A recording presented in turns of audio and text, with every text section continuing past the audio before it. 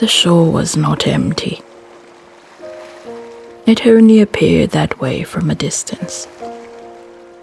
Closer, the land revealed itself in layers. Pale sand darkened by old tides. Smooth stones half buried like thoughts left unfinished.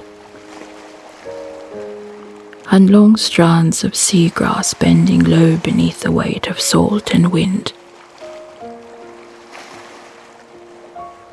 The water moved steadily, drawing itself in and out of the land with a patience that felt older than language. The sea did not rush here. It remembered. Hello, dear wanderer. My name is Elowen, and I have walked the edges of many shores where land thins into listening and the sea forgets how to hurry. There are places where the water does not only arrive and depart, but pauses, as if remembering something it once learned and never quite forgot. One such shore lies far from the well-trodden paths, where the tide moves more gently and the evening light stays a little longer on the water. It was there that Iria came to the sea.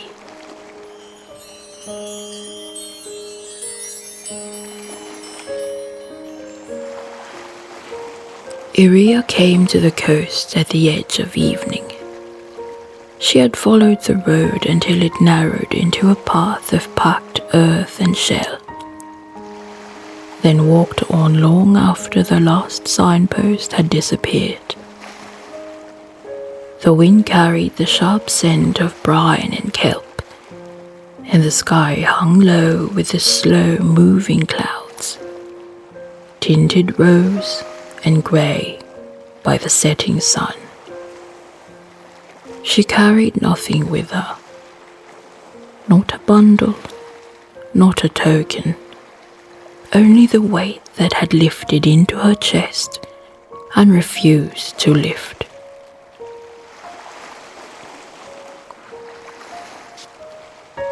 Grief had not arrived all at once. It had come the way the tide does, quietly, persistently, pulling pieces of her life outward, leaving unfamiliar shapes behind. Iria had learned to stand within it, to move carefully, to speak when spoken to. But here, at the far edge of land, she had stopped pretending she was steady.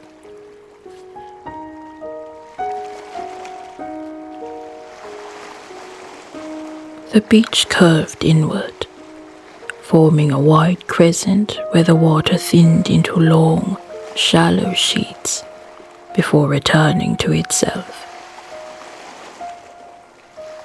The sound of the waves was softer here, layered and rhythmic, as though the sea were breathing through many mouths at once. Iria slowed. Her boots sank slightly into the damp sand, each step leaving a clear impression before the water smoothed it away. She stopped walking. That was when she noticed the figure standing at the boundary between land and sea. It did not emerge suddenly. It had already been there. The tide listener stood where the water reached its furthest point, its form tall and still, shaped from shadowed blue and silver light.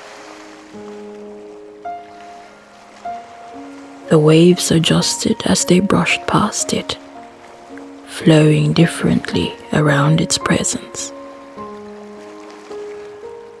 It faced the open water, always. Iria stepped closer. The tide listener did not turn. The wind eased, the sea lengthened its breath. A wave spread thin and wide, stopping just short of her feet.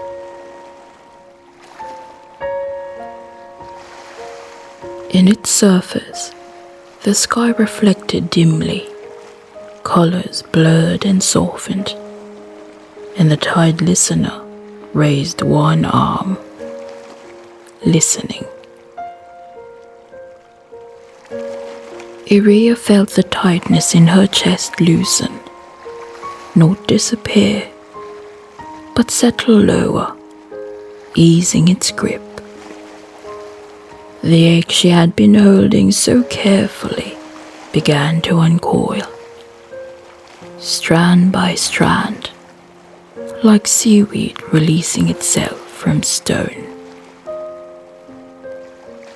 Each wave carried something small away. Not everything, only what was ready.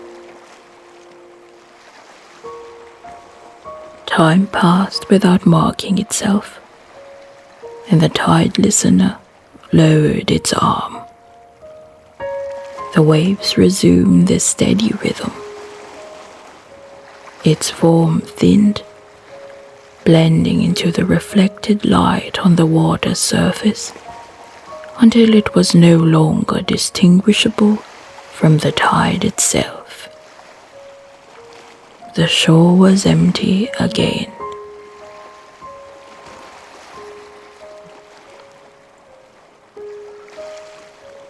Iria stayed a while longer.